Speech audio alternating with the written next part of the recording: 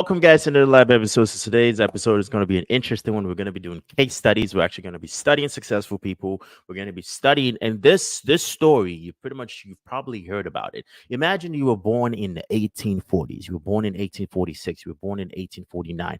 Now, I want you to take a listen to this, right?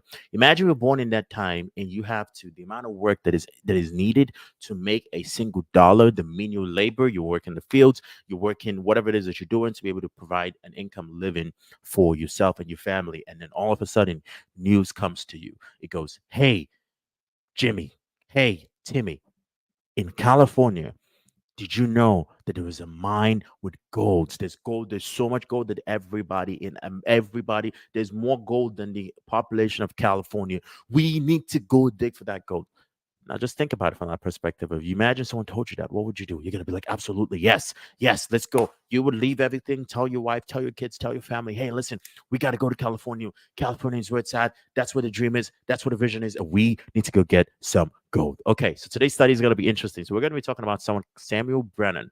Most of you might not know who Samuel Brennan is, but let me give you guys a little feel of the story. So back in 1848, first gold was discovered, and I believe the man's name where the gold was discovered was, I think it was John Sitwell. I believe that was where it was. Is John Sitwell, if I'm not mistaken. So no, it was John Sutter.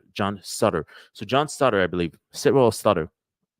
He basically had he was digging for, he was trying to plant something, and then he ended up finding out that he had gold in his well.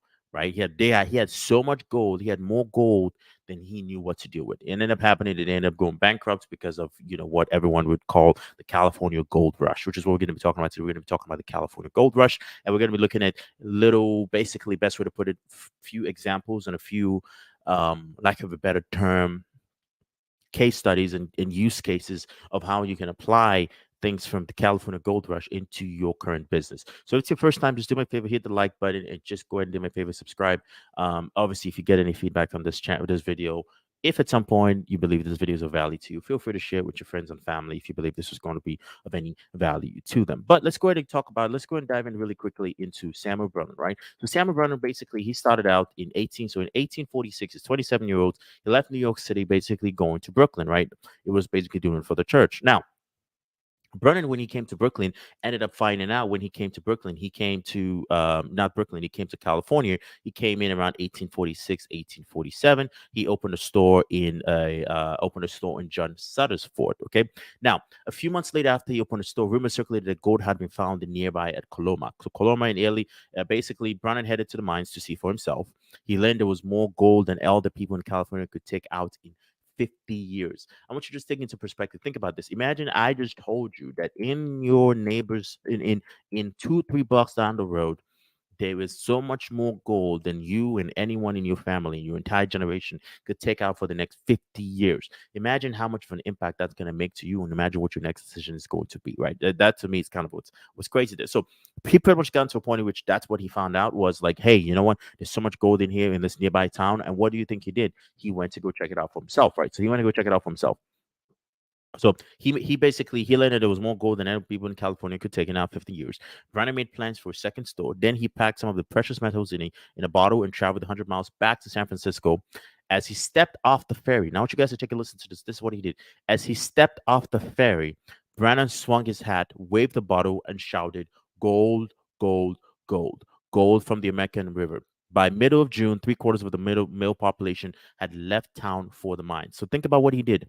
I want you guys to think about it. So if you use cases, we're going to talk about it. So the first thing he did was he took the gold. He didn't take the gold and hoard the gold. Okay, so he did not take the gold and hoard the gold. What is the first thing he did? He took the gold. When he took the gold, he got everybody's attention, basically went to a platform, kind of think about it like advertising, and then said, "Gold, gold, gold." All right. And think about if you're someone in there, you're in town square, wherever it's at, and somebody just comes and starts screaming, "Gold, gold, gold, gold, gold." You're gonna be like, "Where's the gold? Where's the gold? How can I go get the gold?" That's the exact same thing that he did. Was he understood the opportunity, but he didn't see the opportunity of, oh, let's go dig for gold. Because I want you to think of it from a perspective. If somebody comes to you and say, "Here's, I know where we can find gold," and you can actually find gold there, and they didn't keep it for themselves, you will pay any single dollar and any single dime this person asks of you, because you got to think about it from a perspective of like, they're not holding the money for themselves. They're willing to share in the wealth. It instantly builds trust. But also, you got to think about it from a perspective of not only does it build trust, is whatever they tell you to do, you will pretty much do it. So that's kind of the same principle and the same concept there, which you guys are think of taking into account as to, Samuel Brennan, right? So he basically goes in town square, waves his hat, brings out the pieces of gold, and that's where it comes in as to, this is the reason why this is a case study. Is you got to look at it from a perspective of you. I want you to look at it from a perspective of people want to see proof of whatever it is that you're telling them about. If you're telling them that your business can deliver them so and so results, people need to be able to see proof.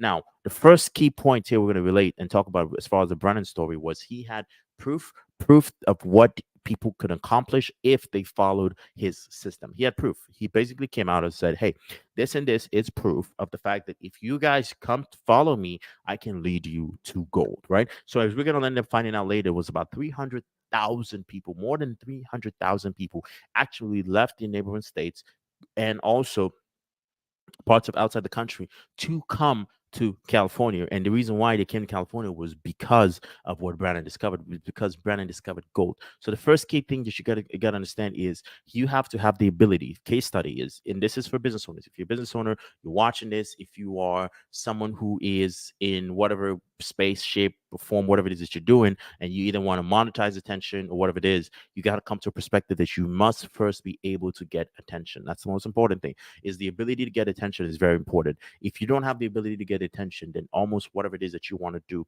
is not going to work. So you got to have, first of all, have the ability to get attention. So as we kind of dive a little deeper here, so he basically had the ability to get attention. So he knew how to get attention. And not only did he just know how to get attention, he knew how to get other people to basically think about it. If you're giving up your livelihood to go across state lines to a neighboring state, or across, the country to a state that's, 4 or 5 thousand miles away, just because of a hope and dream. So the first thing he understood is this, and this is a message for salespeople, is if you're in sales, you got to come from a perspective of you do not sell. There's a saying that you do not sell the plane ticket, you sell the vacation. Now think about it from a perspective of when people were not digging for gold. I want you to think about it from a perspective of, imagine someone tells you, oh my God, there's gold here, there's gold in this. People don't go there digging for gold, right? Because you got to understand, we're human beings, and we all have lives. We all have things that we're basically taking advantage of. We all have things that basically we see as priorities. We all have things that we're basically focusing on. We all have things that are basically in our way, shape, or form has a priority to us. And the reason we want to say it is this, is if is think about it from a census too. If whenever you get paid, everyone has a paycheck. You say you get paid a month, once a month, twice a week, whatever time you get paid. Let's say you get paid 4 grand, right? This is what your paycheck is, right? What is the first thing most people do with the 4 grand? They take the 4 grand, they pay rent. Let's say rent was 2,000. They pay feed, which is 1,000, and they pay whatever it is, bills with 1,000, and boom, the 4 grand is gone. Which makes you kind of look at it from a perspective of it's not about the money. Okay, it's not about the money. That's not the reason why most people do it. It's what the money can help them achieve, right? Most people who have a job is because you got to think about it. Is if society did not require people to work, and they said, hey, you're not required to work and you could just get a paycheck, then there's no reason for people to work, right? Because if you can just get paid to work, then there's no reason to work. The reason why people work is because they understand that they can get the money, but when they get the money, they understand the use cases of it, right? So it's not about the money, it's what the money can do for them. The same thing is not about the gold, it's what the gold can do for them, right? So that's kind of the way you got to translate it, because some people think about it, it's like, hey, if I'm able to get 20 ounces of gold, if I get 20 ounces of gold, which you guys got to think about it, 20 ounces, we're going to look at how much gold we're selling for, which is interesting. I want to share with you the stats here as to back in 18, let me see if I, yep, that's the one, that's the number I was looking for here. So back in 1847, 1849, the average cost of gold, so gold was about 0.67 cents an ounce, if I'm not mistaken. So it was about, gold was worth, no, my bad, 20.67 cents per ounce in 1849. Okay, so it was 20.67 cents per ounce in 1849, right? Which back then, 20.67 cents was a lot of money. Now, if we go ahead and say, you know what, let's go ahead and do the math and actually go ahead and convert this in a sense as to, let's look at it from a perspective of, let's look at the conversion. If 20.67 cents, if you convert that in 1849 to the current year of 2023 at the current inflation rate, you're looking at $820. So the average ounce, so 1 ounce of gold was equivalent to $820. So think about this. 1 ounce of gold was equal to $820. So think about it that way. I want you to think about it from a perspective of Another thing, I want you to think about it from a perspective of how much was the average cost of living in 1849, right? So think about it even the census too. The average cost of living in 1849 was nothing more than, I think it was like 30 bucks. So the average cost of living in 1849 was where's the word I'm looking for here? Was about 12 point it was about 12 point let me see. Let me see. What was the average wage? This is average cost of living in 1849. So the average cost of 1849. This is an interesting stats as well, and I actually want actually look this up. So if we look at this here, if we look at the data, I kind of let me share this share this chart with you guys here. So 1849. Granted, much of the day-to-day living expenses back in that time period was done on the barter system, and not much money changed hands. But according to History Blazer, the minimum wage in 1849 in Utah was about $2.50 a day, and that's about that's today. That's about 0.3125 an hour for an 8-hour day. So basically, people made $2.50 a day.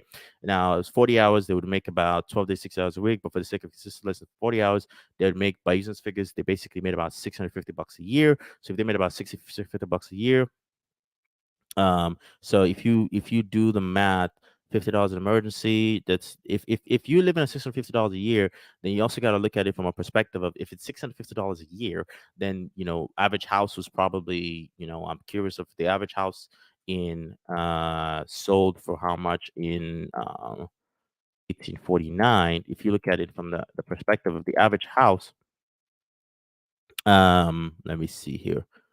That's not prices and wages. It's not showing it as to the property value. So I'm not able to get that number. The property value in 1849. That's something I'm very curious of. The property value in 1849. That's not. It's not. It's just giving me a conversion here. So, but it's probably about 30 to 40, maybe 30 bucks a month. I would guess would be about roughly about what it would cost for a mortgage, was maybe 30 bucks a month. Because you got to think about it. People were making about $2.50 a day, right? So it's definitely not costing a few hundred. So let's say if $26 is equivalent to $800 right now, so maybe 28, 29, maybe even $30 was the average cost of rent per month, right? So imagine if 1 ounce of gold would pay your rent, right? So if you're able to carry 1,000 ounces of gold, you're rich, right? But what was interesting was, this is where it gets even better, was gold. You would think that, people like, oh my god, gold was worth this much. People like, oh my god, gold, I can spend this much on gold, I can go ahead and purchase gold. But what was interesting was, it wasn't the people that were digging for gold that became the millionaires back in California, right? It was actually Samuel Brennan himself that became a millionaire. Samuel Brennan himself became a millionaire because, if we continue to look at this data here as to how much he was selling stuff for, Samuel Brennan didn't actually dig for gold, but gold swelled his investments to a fortune. His store made enormous profits by selling it as much as $5,000, which is equivalent to $120,000. This is 2005 data. So if you actually factor in inflation, it's probably maybe $149,000 in current time in goods per day to miners. So think about this. He was making, back then, so think about it, the average cost of rent was about 50 bucks, but this man was selling goods worth 5 grand a day. Okay. So imagine this. The average rent was $800 back then, but he's making 120 to 150 grand a day selling goods to miners. So people go in there digging for gold, but he wasn't digging for gold. He was basically in a position in which he was basically selling the opportunity and selling the tools and resources to get it.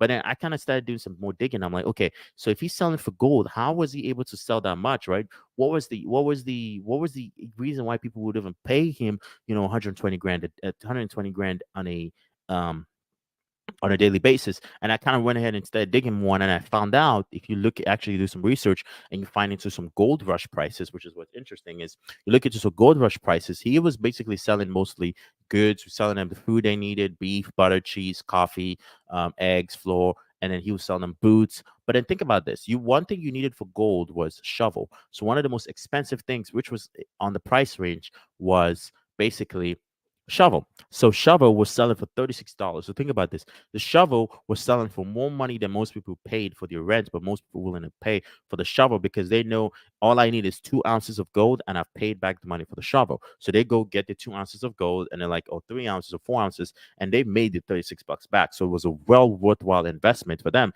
for the most part to spend $36. But if we actually do the math and convert, $36 in current in today's time, if we go ahead and look at this and we say 36, what is $36 in today's time? So $36 in today's time is equivalent to $1,429 was what people were paying for a shovel.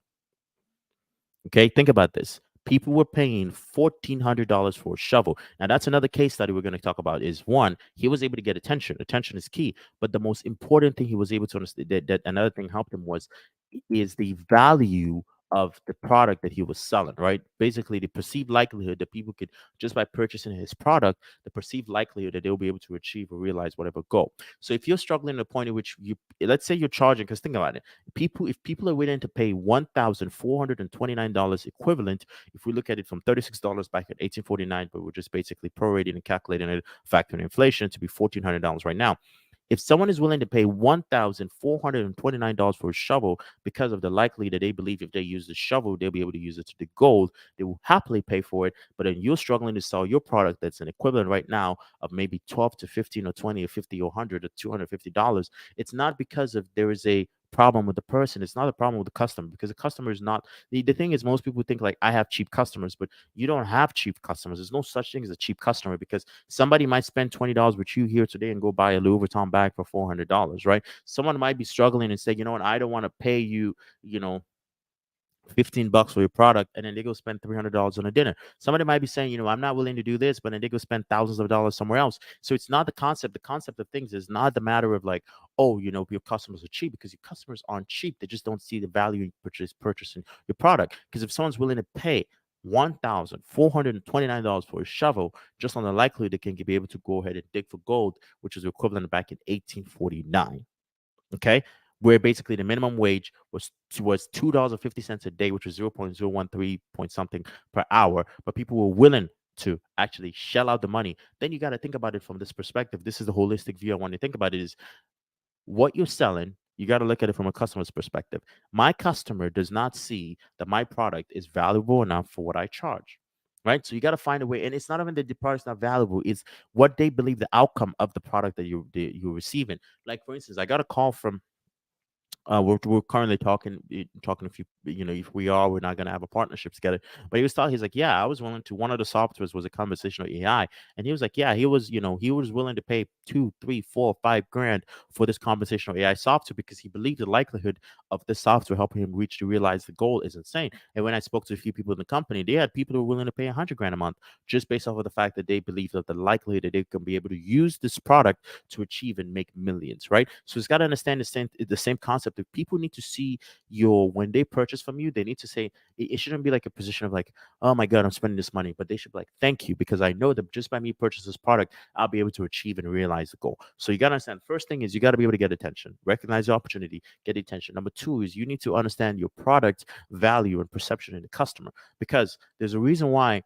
if me and you go, let's say we go to a regular restaurant, right? We go to a regular, let's say we go to mom and pop or taco shop or a what do they call it? A food truck, right? A food truck will sell a taco to you for $2.50, right? But then you go to a high-end taco luxurious restaurant and they'll sell you that same taco for 30 or 40 bucks, right? So one, they understood is the taco. The only difference between the taco is not that it tastes better, it just changed location, right? It just changed location. So you got to think about it. It's location is key. Location is key. So the first thing we should think about it is location is key as far as influencing the price value of your product. So if I'm selling a product that's $2.50 and it's selling for, because you got to think about it, a shovel in New York was not selling for $36. A shovel in New York was probably selling for like 15 cents or a cent. But it was selling for $36 in California because of the location and proximity, because people knew that there was a scarcity of shovel because everybody wanted shovels. That's one. And then two, they also understood the fact that if I get the shovel now, that's because remember the fort in which the shovel was founded on, where Sam Brennan put his store, was pretty much right next door to the guy that discovered the pretty close to where the gold was discovered. So if you think about it from that perspective of like, okay, there's proximity in the sense as to I am super close to wherever it is that I'm going to be digging for gold, then it absolutely makes more sense to that actually justifies paying for it. That's the reason why you can have a taco at a taco food truck selling for $2.50, but that's some taco at a high-end restaurants selling for $40 to $60. So you kind of got to look at it from that perspective of your life, in the sense to even look at it from a personal life. If you're in a position in which you're not being valued in wherever it is that you're going, wherever you are in your relationship, in your life, wherever it is you're valued, it's not the fact that there was a problem with the person, it's a problem with the location, right? So half the time you just have to change locations and be in a position where you will be more valued. Sometimes that's just all it takes, is just a move in location. And then when just by you switching locations, you'll be able to be in a position in which your value will be perceived, right? So the shovel, he just came, set up store in California, and boom, instantly his prices went up, right? So you gotta understand is location is also key. But another few things that you got that I want to kind of touch on, which is also very, very, very interesting, was so Samuel Brunnan, he had something which most people don't really pay attention to, but he had the ability to recognize. He had the ability to recognize that there is the opportunity, and then there is helping people to get the opportunity. There was a goal. There's a quote by Napoleon Hill, and I believe Napoleon Hill made this quote. Let me see if I can find it. That you will get whatever you want in life if you help other people get what they want in life. Let me see. It's a Napoleon Hill quote. Um, I think it's Bonaparte. No, I think it's Hill quote of you will get whatever you want in life, um, whatever you want in life, if you help other people get they want in life. Right, that's the most interesting. That's the most important thing. There. You get whatever you want in life. You can have everything in life you want if you just help others get what you want. That's not the quote. I think you get whatever in life want if you just yeah, that's a Zig Ziglar quote. That's the quote, Zig Ziglar. So Zig Ziglar says you can get everything in life you want if you just help enough other people get what they want in life. So he recognized one thing in this instance to whatever it is that you're selling, you have to tie your goals and your visions with somebody else's goals and dreams, right? Let's think about it this way. You have to tie your goals and dreams with somebody else's goals and dreams, right? So in a sense, as we think about it, he wanted to be rich. Most people wanted the gold, right? They wanted the gold because they knew they could go sell the gold, and based off the gold, they could go ahead and make more money. You got to understand, back then, people weren't really trading in currency. There was not like a lot of US dollar existed, but there wasn't, I think it existed. So I'm very curious, when was the US dollar incepted? When was the US dollar created? It was created in 1792. So yeah, the US dollar existed back then, but the US dollar was still on we were still pretty much on the gold standard, because I don't believe we were taking off the gold standard to 19 I think it was 1976. I think it was 1976, if I'm not mistaken. Let me see that number here. If it was 1971. I was wrong. 1971 was when the US dollar was taken off the gold standard. I had to actually go look that up. So it's 1971 was when the US dollar was taken off the gold standard. But until then, from 1791, I believe, to 1790 something to 1971, for almost 200 years, the US dollar pretty much was existed for the most part. So if the US dollar was basically still on the gold standard, the US dollar was still pretty much in a point at which people still respected it. That means if you had to explain to you how the gold standard works was, I want you to think about it from a perspective. I don't have any cash with me right now. Let me see if I do. But I don't have any cash on me. But imagine if I say, you know, this piece of paper, right? So imagine I say this piece of paper right here is you give me gold, which is how the bank works, right? You give me gold, and I will store your gold, and in exchange for that, I will give you a piece of paper saying that with so and so bank, you have a valuation of $200 worth of gold, right? We valued your gold at $200, so this is your cash, signifying that, right? So you take that, and you could use that promissory note, or you could break it apart, and people would give you a change or whatever it is, and you could use that as a way of trading, right? So just imagine that you pretty much could just use that gold to say, hey, you know what? I want to trade this. I want to go ahead and trade this. I want to go ahead and do that. So that's pretty much what you could do there. You had the promissory note. Now the banks, which I'm kind of getting off topic here, but how the banks make money is basically the banks say, okay, you basically give us this. We're going to use a fractional reserve banking. Fractional reserve means they cut it in half or cut it by 90%, which I don't think even the fractional reserve banking, if you ask me right now, still holds 10%. But all they required by law is they're just required to keep 10% of it, but they can loan out 90% of it back. So if you give them $1,000, they can loan out 900, and then they can loan out 900 at 4%, 6%, or some places will do a predatory loan and they'll do a high interest loan of 20 something percent, and they'll go ahead and give those loans out to other people. Basically, the reason why they're giving those loans out is they're giving the loans out to people to basically say, hey, you know what, guys, you give them the money, they loan the money out, somebody else uses the money, deposits more, and then this way they can just keep money out that was never theirs, but they could just loan out certificates, right? So they were just going to loan out certificates. So what the banks started doing was doing that, and the fractional reserve banking pretty much was created. But that is pretty much off topic of what I really wanted to do, the premise of this, right? The premise of things I wanted to talk about was one, the ability for you to, you must understand the ability for you to get attention is important. You understand the ability for you to understand the value and put in the location, which means location determines the perception, right? So if, for instance, if you are, how would I put it? If you are, your location can be translated into multiple things, right? People translate, like for instance, if you are, let's say you drive a Honda Accord, which I drive a Honda, I love my car, right? Let's say you drive a Honda, people go, okay, you drive a Honda, they perceive you not as a higher status based off the car you drive. Doesn't matter what's in your bank account, they perceive based off what they see. But if you drive a Lamborghini, you could be the brokest person on the planet, but else they go, wow, this person is rich, because that's basically off of the perception, right? That's why human beings buy based off of perception. And as much as we'd like to say that we're complicated, the human mind is very simple. It's a very simple, how would I put it? It's a very simple mind, because the human mind functions very much off of, off of perception, which perception influences our emotions, basically, and everything pretty much people do is pretty much emotional. As logical as you could say it is, you could be like, oh, I don't like,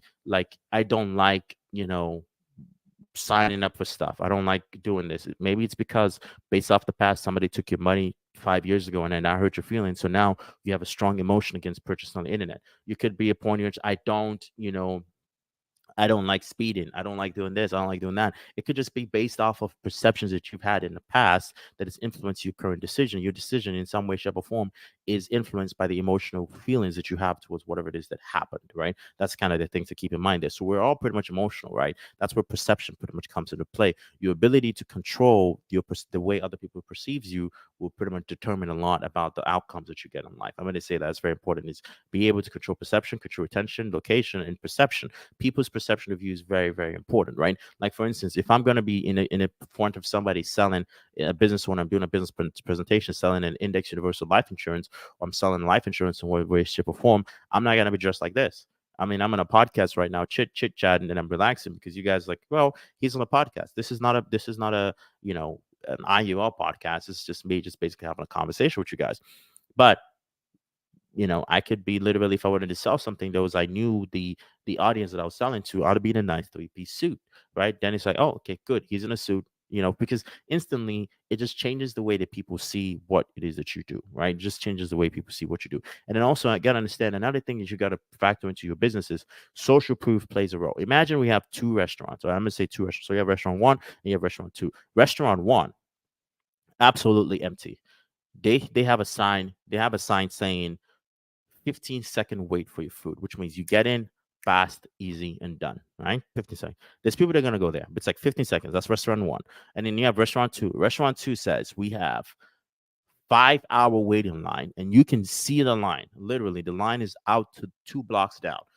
But guess what ends up happening? You still have 70% of people still go join the line with a longer wait period, because at the end of the day, is that social proof. So people go, if 50 people, 60 people are willing to wait 5 hours for this food, then I don't want to miss out. So that's where you get pretty much FOMO. That's where you get the fear of missing out is now pretty much not there's no fear of missing out. There's a fear of missing out. So you're like, you know what, I'm going to actually stay, and I'm actually going to I'm going to stand in line to get this food.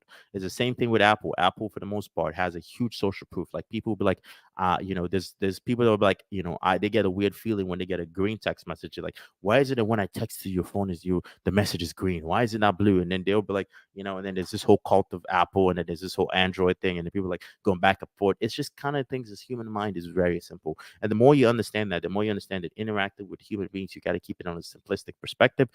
People want something. Can you help them achieve it? It's simple. Life is not complicated. You got to think about it. The another point to prove there is simplicity. Simplicity is key. Simplicity is key to everything, right? If you make things too complicated, they always say there's a complicated, confused mind will not buy. If your product is complicated, people will not buy it.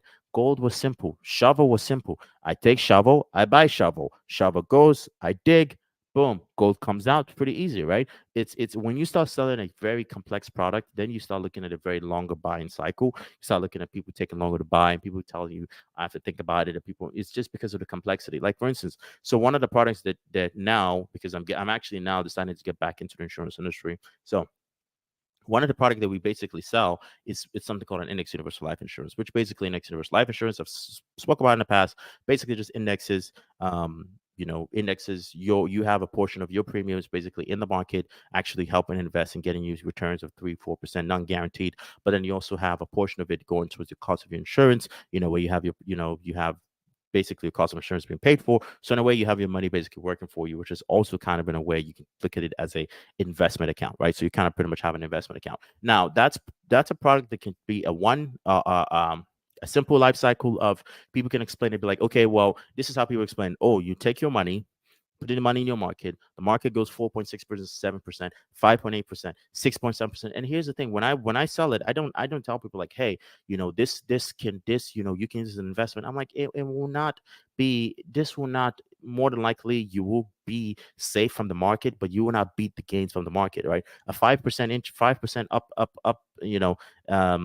This is 5% interest or 5% made on an IUL is not going to be compared to 27% when the market is 27% market yield, right? So if you're looking at it from that perspective, you're like, okay, so I don't sell it as a product that competes with the market. I completely separate it. I say literally the best way to say it is like, hey, how would you like to get insurance at no cost? And they're like, what? I was like, perfect. This is how you do it. This is how you have an insurance where, pretty much explain to them the whole portfolio of how it works. And I'm like, hey, after 7 or 11 years, you have access to your insurance policy, and you only need to pretty much, we can set it up in a way when you only pay this for the next 10 years, and you pay after 10 years, and then that's it. That's all you do. You have insurance for the rest of your life, where pretty much the interest gain now pretty much the insurance pays for itself, right? And then like a lot of people are like, wow, okay, that's interesting. Or you can pretty much say, I want the insurance to pay for itself, or I want to cash out from the insurance. It's up to you. But how would you like to get insurance that basically either pays for itself or pays you? Which would you prefer?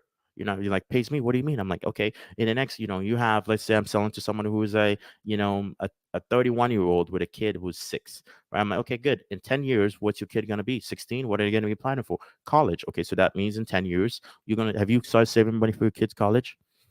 No? Okay, good. How about in a way which you can get insured where, and if something happens to you before they go to college, they can still get their college paid for, the life insurance. And also if something doesn't happen to you in 10 years when they're ready for college, now your insurance pays for them. Regardless, their insurance is covering the bill.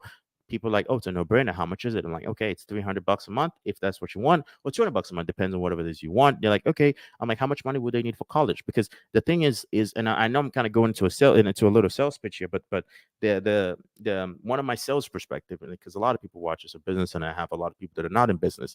But one of the things I tell people in sales is I don't underwrite or write products in the sense as to write in the product for the perception of like this.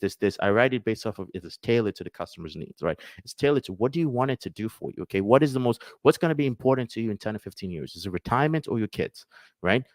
What's important to you? Well, it's retirement. So if it's retirement, then we can't have you paying for insurance when you're retired, because then it's going to be cutting into your living expenses. So all we need to do is while you're working, just have you pay for it so that once you retire, you can enjoy and you can actually be cashing out of your insurance. Okay, yeah, retirement's important. If retirement's not important and my kids important, okay, good. Then let's make sure that in the next 15 years, your kids have enough money to be able to pay for college, right?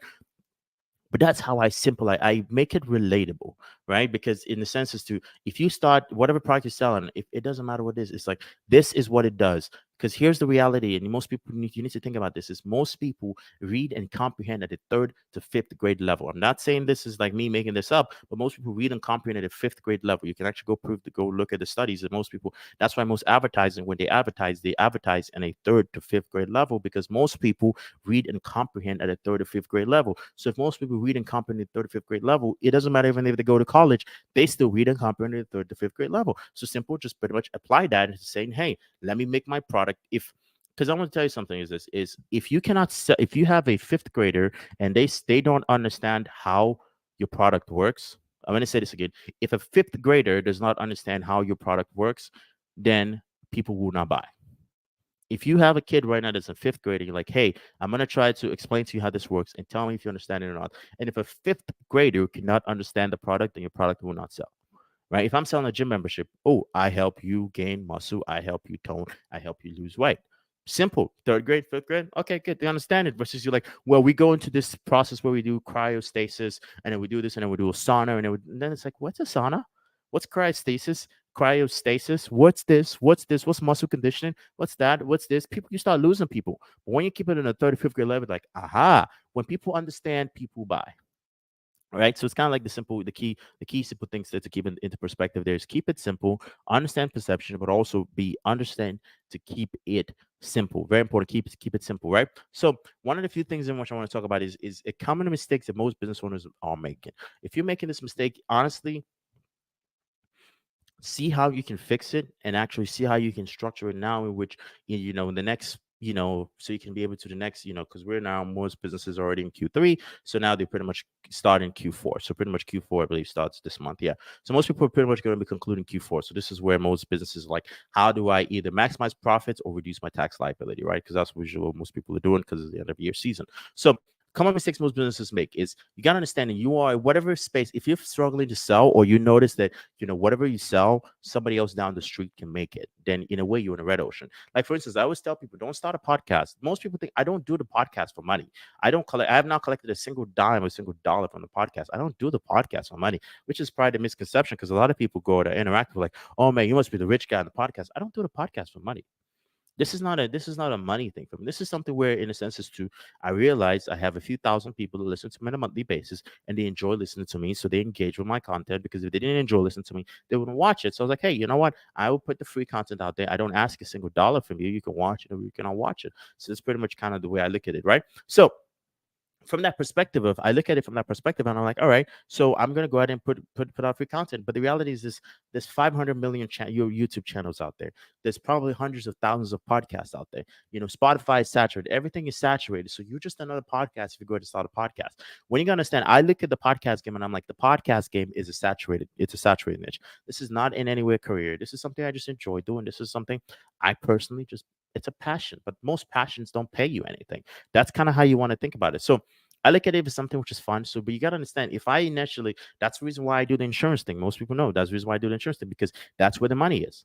And I'm very brutally honest. If I'm helping somebody, I will get paid for it. That's basically what insurance is. It's the same way. If you're doing your job and you help your boss and you help your company move up, then you get compensated for it. That's how life is. And I believe in fair and equal compensation. That's pretty much how life is. So if you look at it from that perspective there, I want you to think about it from a perspective of you in a red ocean. So in a red ocean, the sense is to if somebody else, Joe Schmo down the street, can make a copy of your product, if someone in China can make a copy of your product, if someone in India can make a copy of your product, if someone in another country can make a copy of your product, but they can do it for cheaper, they can do it for less, then in reality, you don't necessarily have a product that is, I would say, viable for the most part. You're on a red ocean because it's easy for and someone can become a competition overnight.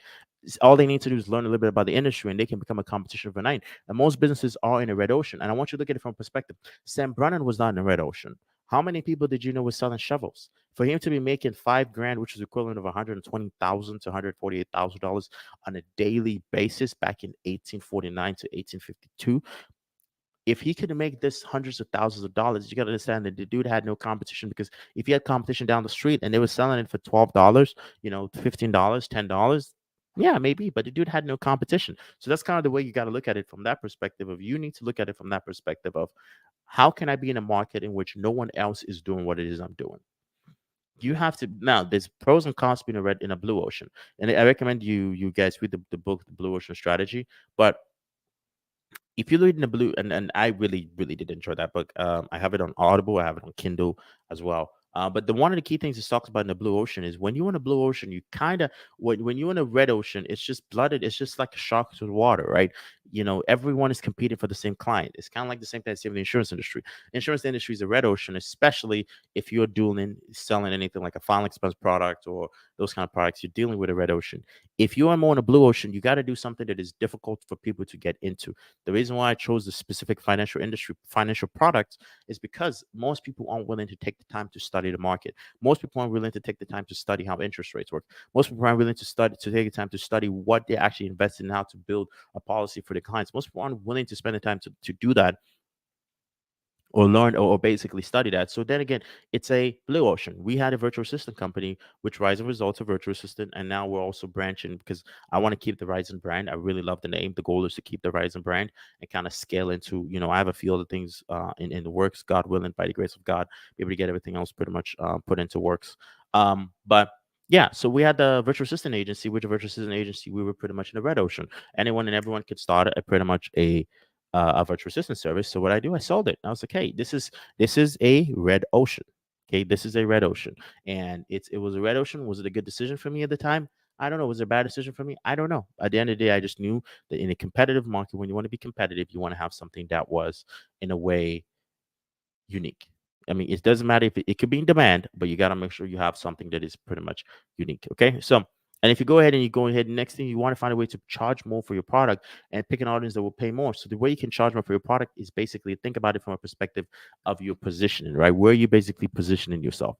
Where is the positioning, right? Where are you positioning yourself, right? So in a sense, it's the same thing as a shovel. The shovel in California was selling for $36, which is an equivalent of $1,429. But that same shovel in New York, we probably sell for like a couple cents, right? So it was all about the location you're in. So if you want to be able to be valued more, remember I said this earlier, you got to be in a position in which your location actually matters. You got to be in a position in which location is key. So you also understand that you probably just need to sell something that is also pricey. Right, you got to sell something expensive. I'm a big believer in high ticket sales. My big belief is because there's people like, for instance, there's high ticket sales and low ticket sales, right? So high ticket sales is anything where you're selling. Most people consider anything over $400, $800 as high ticket sales. I usually like to go for something over 2 grand is something I'll consider the high ticket sales. Well, most people do low ticket sales where they're selling things for like 20, 30, 40, $50, but they're selling it on a tight margin where it probably costs them $5 to make it, and then they sell it for $10 and sell it for $15. Now, the concept here is for you to make profit off of this, you need to be basically in a position which you're probably selling. What's the word I would say? You need to sell maybe 1,000, to make 10 grand. You need to sell 100 versus if you sold a product that was selling for 2,000, you need less customers. So the hassle to it is you got to look at it from a perspective of, are you in a high volume? Because the thing is this, most people don't understand, for a low ticket item, which is items that sell for less than 20, 30, 50, $100 to survive, you need scale.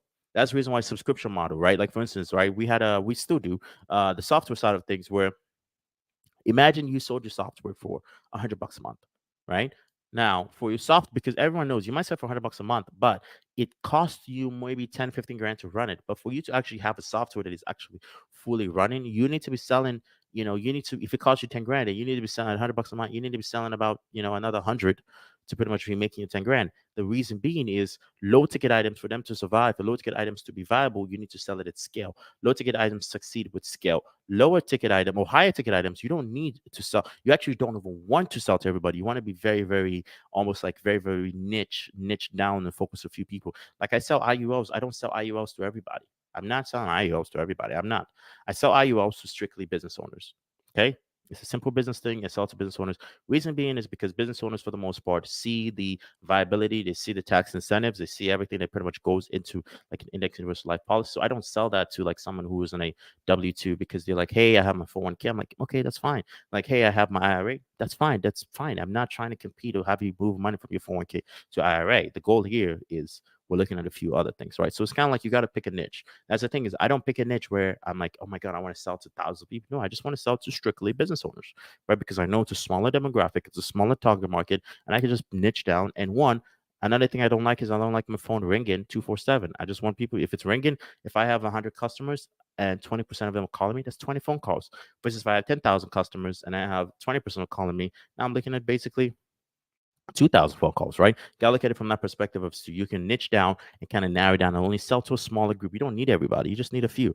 Also, you got to think about it, also find a way to be the gold mine and the shovel seller. So if it's possible for you to be the one has a gold mine and also sell, so basically you have the opportunity and you sell basically the way for people to make the opportunity, then that's pretty much insane. So in a way to look at it in sense is too, people want to make money.